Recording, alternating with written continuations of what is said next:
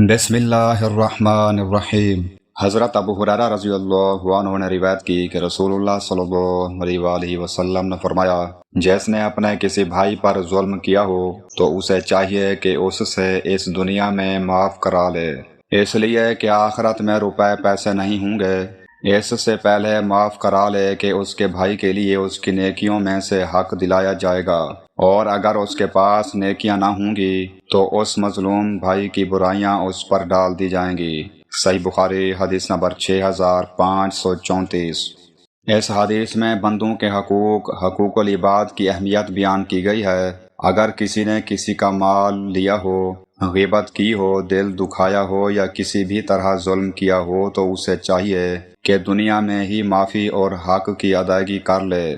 قیامت کے دن بدلہ نیکیوں اور گناہوں کے ذریعے ہوگا، اس لیے مسلمان کو دوسروں کے حقوق کا خاص خیال رکھنا چاہیے۔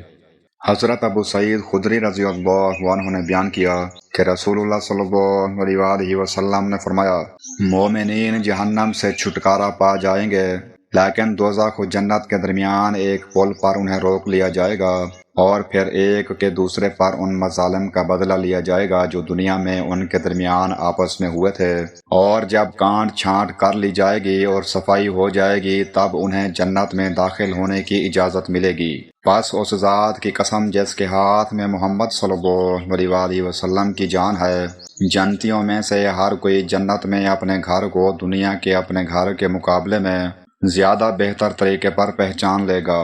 صحیح بخاری حدیث نمبر 6535۔ مومنوں کے درمیان اگر دنیا میں کسی کا حق مارا گیا ہو تو جنت میں داخلے سے پہلے اس کا انصاف ہوگا۔ یہ مرحلہ مومنوں کو ہر قسم کی کدورت، ظلم اور حق تلفی سے پاک کرنے کے لیے ہوگا۔